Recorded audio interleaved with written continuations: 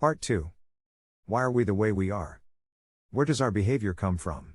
Why are people so different? Search me. Very briefly, it's a combination of heredity and environment. Even before we're born, the foundations for the behavior patterns we will exhibit in adulthood have been laid. The temperament and character traits we have inherited affect our behavior, a process already begun at the genetic stage. Exactly how this works is still a bone of contention among scientists, but all are in agreement that it does come into play. Not only do we inherit traits from our own parents but also from their parents, also in varying degrees from other relatives. At some point or other, we have all heard that we speak like or look like an uncle or an aunt. As a child, I resembled my Uncle Bertil, something to do with my red hair. To explain how this is genetically possible would take a tremendous amount of time. For the moment, let us just establish that this inheritance lays the foundation for our behavioral development. What happens once we are born? In most cases, children are born impulsive, adventurous, without any barriers whatsoever. A child does exactly what he wants. The child says, "No, I don't want to." Or, "Sure I can." He is immersed in the thought that he can manage just about anything at all. This kind of spontaneous and sometimes uncontrolled behavior is, of course, not always what his parents wished for. Then, hey presto, what was once an original pattern of behavior begins to transform, in the best/worst case scenario, into a copy of someone else. How are children influenced? Children learn and develop in multiple ways, but the most common is by imitation. A child mimics what he sees around him, the parent of the same sex often becoming the model for imitation. This is clearly not an exhaustive study on how the process works, as this book is not about how we influence our children. Core values. My core values are found deep within me, values so deeply embedded in my character that it's almost impossible to change them. These are the things I learned from my parents as a child or that I learned in school when I was very young. In my case it was different variations of study and do well in school or fighting is wrong. The latter, for example, means that I've never laid hands on another person. I haven't fought since 3rd grade, and I seem to recall that I lost then. She was really strong. Another important core value is that all people are of equal worth. Because my parents demonstrated this to me during my childhood, I know it is deeply wrong to judge a person based on his or her origin, sex, or color. All of us carry many such core values. We know instinctively what is right and what is not. No one can take these core values away from me. Attitudes and approaches. The next layer is my attitudes, which are not exactly the same thing as core values.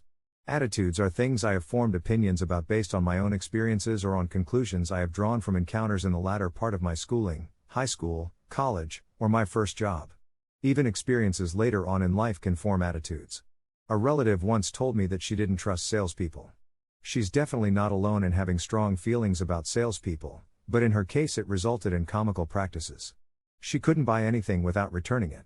A sweater, a sofa, a car, the buying process was endless.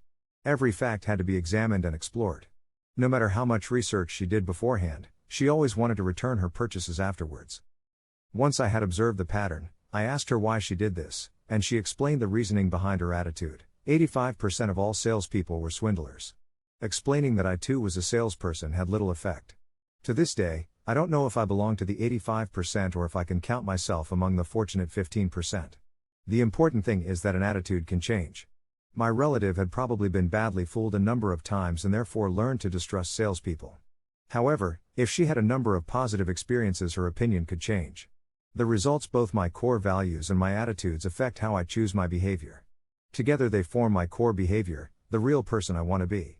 My core behavior is how I act in complete freedom, without the influence of any external factors at all. You probably already see the issue here. When are we ever completely free from external influences? When I discuss this question with groups of people in different contexts, we all usually agree, only when we're sleeping. But people are different. Some don't care. They are always themselves because they've never reflected upon how they are perceived. The stronger your self-understanding is, the greater your probability of adapting to the people around you. How do others really perceive me? The people around you most often see your moderated behavior. You interpret a specific situation and make a choice about how to act based on that evaluation. This is the behavior that others around you experience. It's all about the mask you wear to fit into a given situation. We all have several different masks. Having one at work and one at home isn't that unusual. And another one for visiting the in-laws, perhaps. This book is not an advanced course in psychology, but I am content to establish that we interpret situations differently and act accordingly. Consciously or subconsciously, Surrounding factors cause me to choose a particular course of action. And this is how we act. Look at this formula: behavior equals F, P times SF. Behavior is a function of personality and surrounding factors. Behavior is that which we can observe. Personality is what we try to figure out.